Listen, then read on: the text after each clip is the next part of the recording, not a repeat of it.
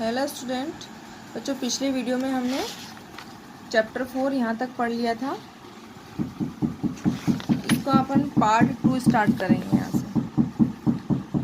आज हम तुम खेलें, तुम पदना हम पदेंगे, तुम्हारा एक दाव हमारे ऊपर है, वह आज ले लो।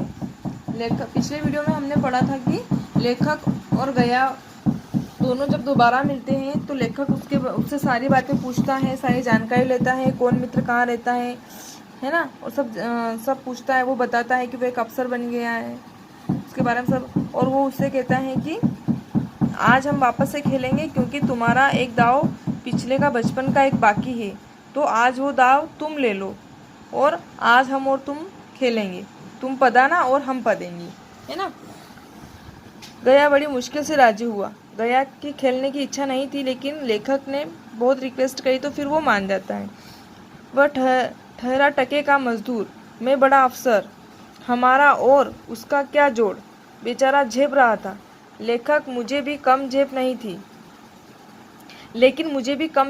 थी, इसलिए नहीं कि मैं गया के साथ खेलने जा रहा था, बल्कि इसलिए कि लोग इस खेल को अजूबा समझकर इसका तमाशा बना लेंगे और अच्छी खासी भीड़ लग जाएगी। इस भीड़ में वह आनंद कहाँ रहेगा, पर बगैर खेले तो रहा नहीं जाता। आखिर निश्चय हुआ कि दोनों जने बस्ती से बहुत दूर खेलेंगे और बचपन की उस मिठाई को खूब रस लेकर खाएंगे। मैं गया को लेकर डाक बंगले पर आ गया और मोटर में बैठकर दोनों मैदान की ओर चले। साथ में एक कुल्हाड़ी ले ली। मैं गंभीर भाव धारण किए हुए था, लेकिन गया अभी तक इसे मजाक ही समझ रहा था। मैंने भी उसके मुख पर उत्सुकता या आनंद का कोई चिन्ह न था। फिर भी उसके मुख पर उत्सुकता या आनंद का कोई चिन्ह नहीं था। शायद वह हम दोनों में जो अंतर हो गया था, यही सोचने में मगन था। लेखक कह रहा है कि बड़ी मुश्किल से गया राजी हुआ, लेकिन इस बार इस खेल को कोई तमाशा बना लेगा, इसलिए और वहाँ पर भीड़ लग जाएगी, इसलिए हम खेलने में थोड़ा हिचक रहे थे। तो हम दोनों ने डिसाइड करा कि हम कहीं बस्ती से दूर जाकर खेलेंगे और बचपन की जो मिठाई वो मतलब गुल्ली डंडा खेलने का जो आनंद था उसको वापस से इंजॉय करेंगे, है ना। तो लेखक कहता है कि मैं गया को लेकर डाक बंगले पर आ गया और मोटर में बैठकर उसको दूर ले गया और हमने एक कुल्हाड़ी ले ली। लेखक कह रहा है मैं बहुत सीरियस था इस चीज़ को लेकर, खेलने को लेकर, लेकिन गया तो समझ रहा था कि किडिंग कर रहा है, मजाक कर रहा है और हम ऐसा कुछ नहीं करने वाले हैं। लेकिन फिर भी उसके मुख पर उत्सुकता या आनंद का कोई भी निशान नहीं था। शायद वह उन दोनों में जो अंतर हो गया था, है ना, उन दोनों का जो डिफरेंस था कि वो एक अधिकारी बन गया था, ऊंचे पद पर था, तो जो गया था वो यही सोच रहा था कि हम किस प्रकार से इनके साथ खेलेंगे। मैंने पूछा, तुम्हें कभी हमारी याद आती थी गया? लेखक कह रहा है कि मैं उससे पूछा था कि मैंने तुमको बहुत मिस किया, क्या तुमने कभी मेरे को याद किया? तो गया झेपता हुआ बोला, मैं आपको याद करता हुजूर, किस लायक हूँ। भाग में आपके साथ कुछ दिन खेलना बदा था, नहीं मेरी क्या गिनती। मैंने कुछ उदास होकर कहा, लेकिन मुझे तो बराबर तुम्हारी याद आती थी।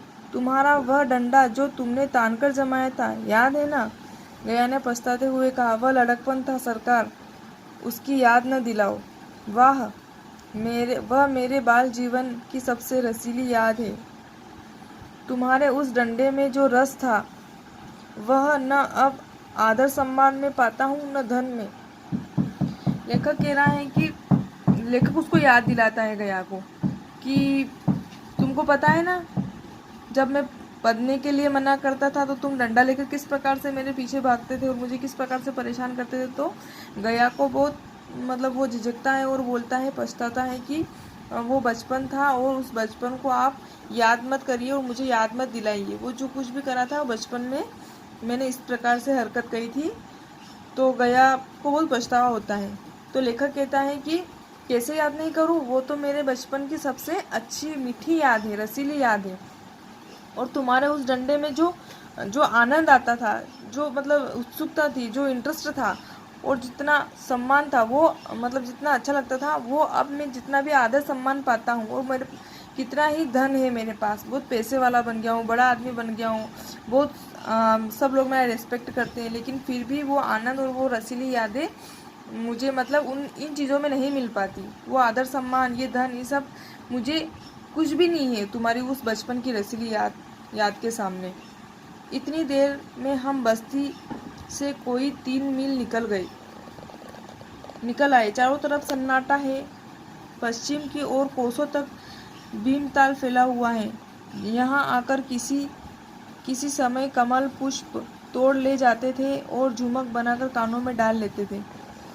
जेठ की संध्या केसर में डूबी चली आ रही थी। मैं लपक कर एक पेड़ पर चढ़ गया और एक टहनी काट लाया। चटपट गुल्ली डंडा बना लाया।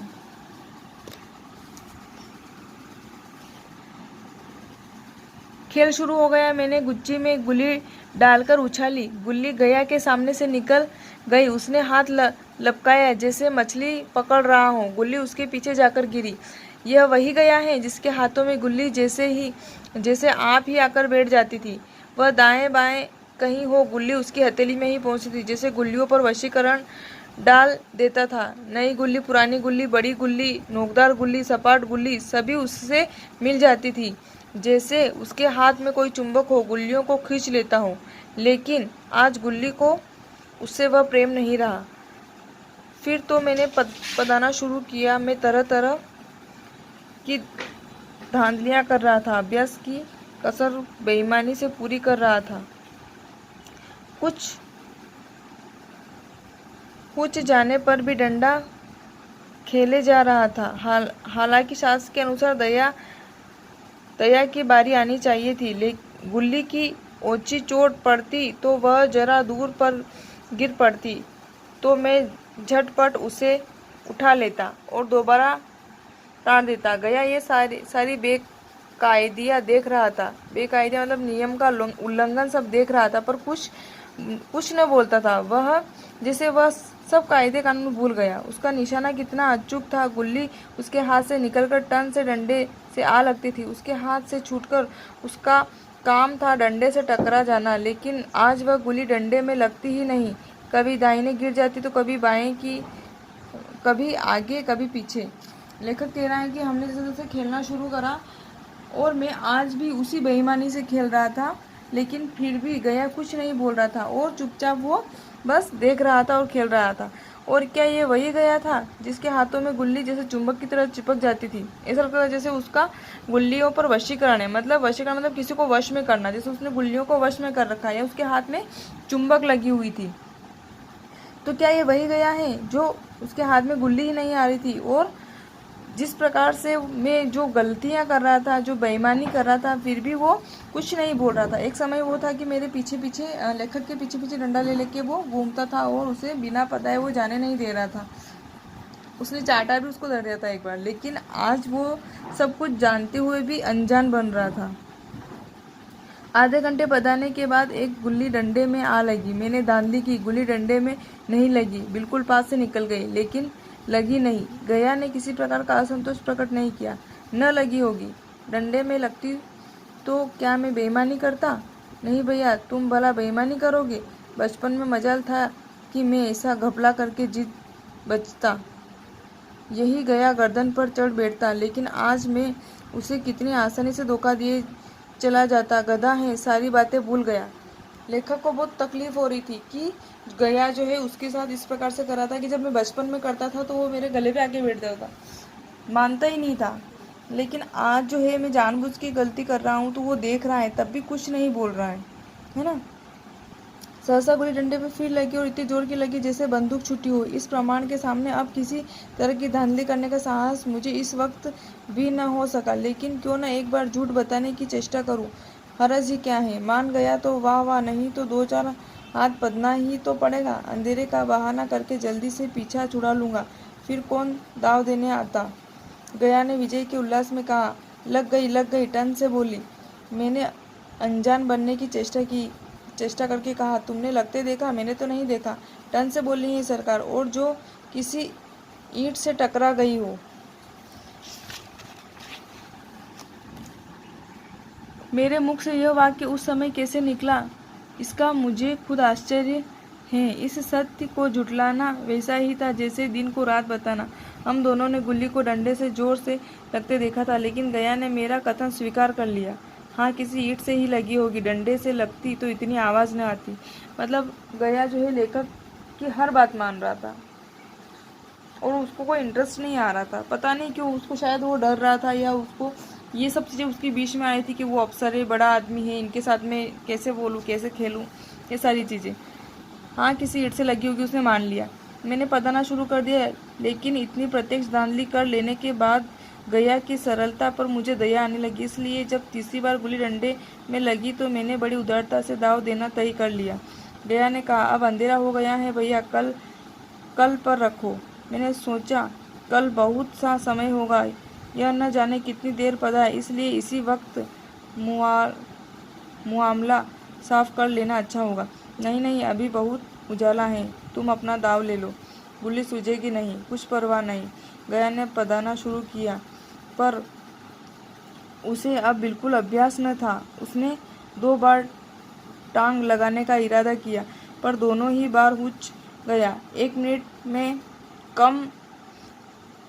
मिनट से कम में वह दाव खो बैठा। मैंने अपने हृदय की विशालता का परिचय दिया। एक दाव और खेल लो, तुम तो पहले ही हाथ में हुच गए। नहीं भैया, अब अंधेरा हो गया है, तुम्हारा अभ्यास छूट गया, कभी खेलते नहीं। खेलने का समय कहाँ मिलता है भैया। हम दोनों मोटर पर जा बैठे और चिराग जलाते जलाते पड़ाव पर पहुंच गए।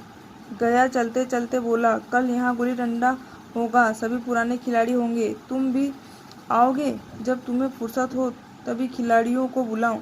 मैंने शाम का समय दिया और दूसरे दिन मैच खेलने गया। कोई 10-10 आदमियों की मंडली थी। कई मेरे लड़कपन के साथी निकले। अधिकांश युवक थे जिन्हें मैं पहचान न सका। खेल शुरू हुआ। मैं मोटर पर बैठा बैठा तमाशा देखने लगा।